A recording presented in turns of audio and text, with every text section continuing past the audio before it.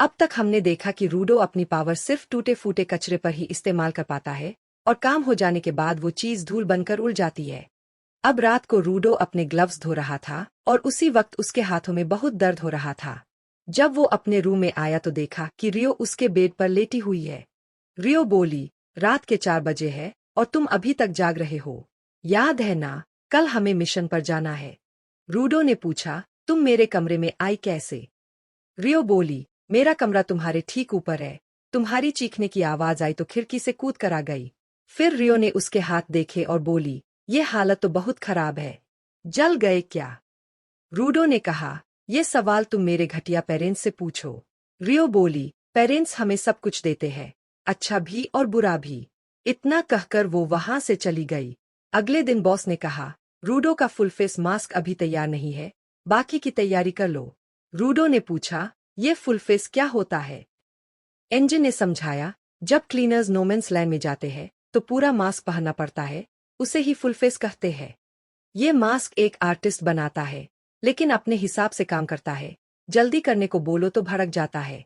Boss ने बोला, जब तक मास्क तैयार होता है तुम लोग अपना सिक्योरिटी कवच बनवा लो। नोमेंस लैंड बहुत खतरनाक जगह है। इसके लिए उन्हें एक गिवर से मिलना था जो पेंटिंग से स्पेल कास्ट करता है और प्रोटेक्शन देता है। अब एंजिन रूडो को अपनी टीम से मिलवाता है।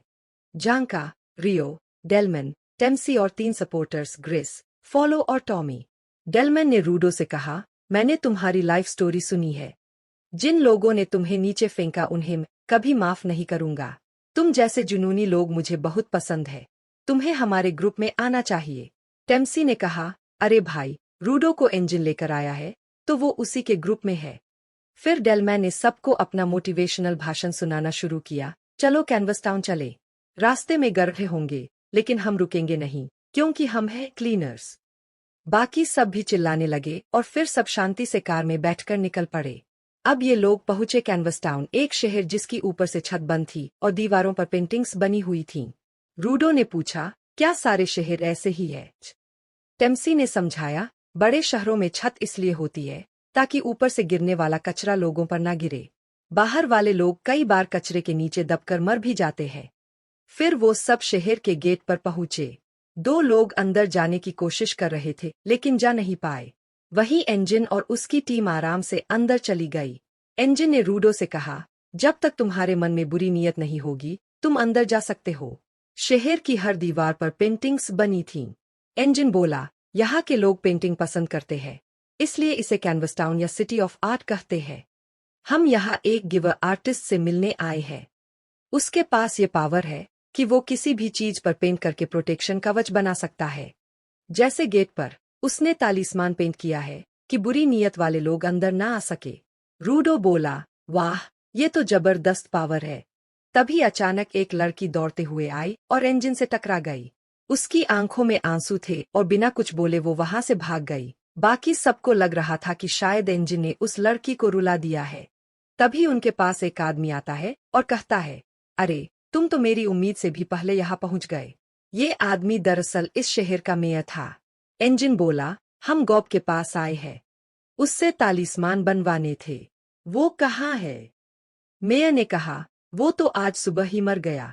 सब लोग गॉब की डेड बॉडी देखते हैं जो बेड पर रखी थी। एंजिन ने पूछा, क्या ये सच है? मेयर ने समझाया, ये पोल्यूशन की वजह से मरा है।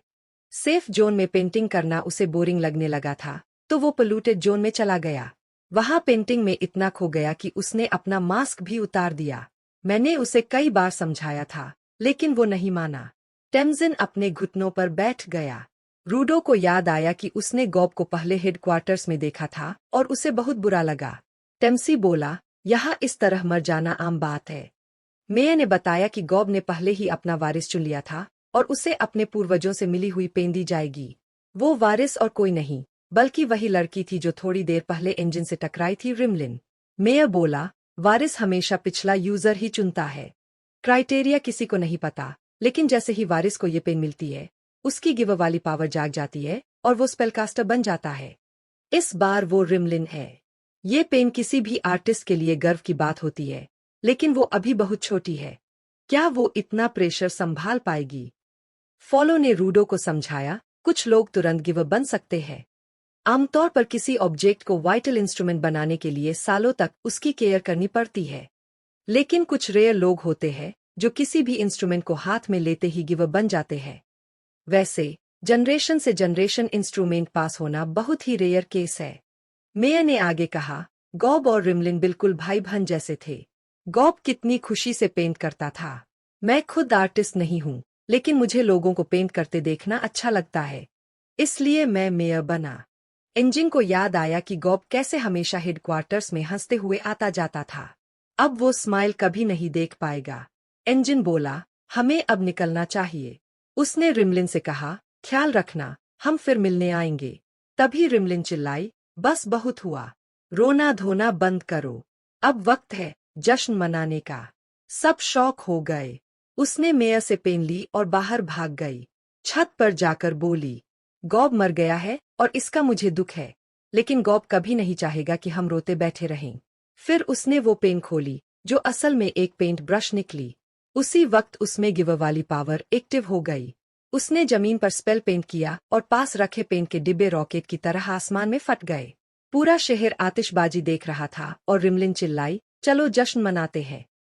ये देखकर रूडो को रेक्टो की याद आ गई। शहर के लोग भी जश्न में शामिल हो गए। मेयर ने इंजन से माफी मांगी, जिस स्पेल के लिए तुम लोग आए थे उसके लिए तुम्हें थोड़ा इंतजार करना पड़ेगा। इंजन बोला, मुझे तो सब साफ दिख रहा है। ये कैनवस टाउन असल में मस्ती और आजादी का शहर है। और यहीं पर ये एपिसोड खत्म हो जाता है। अगर वीडियो अच्छा लगा हो तो लाइक और शेयर जरूर कीजिए। मैं मिलता हूँ आपसे बहुत जल्द अगले वीडियो में।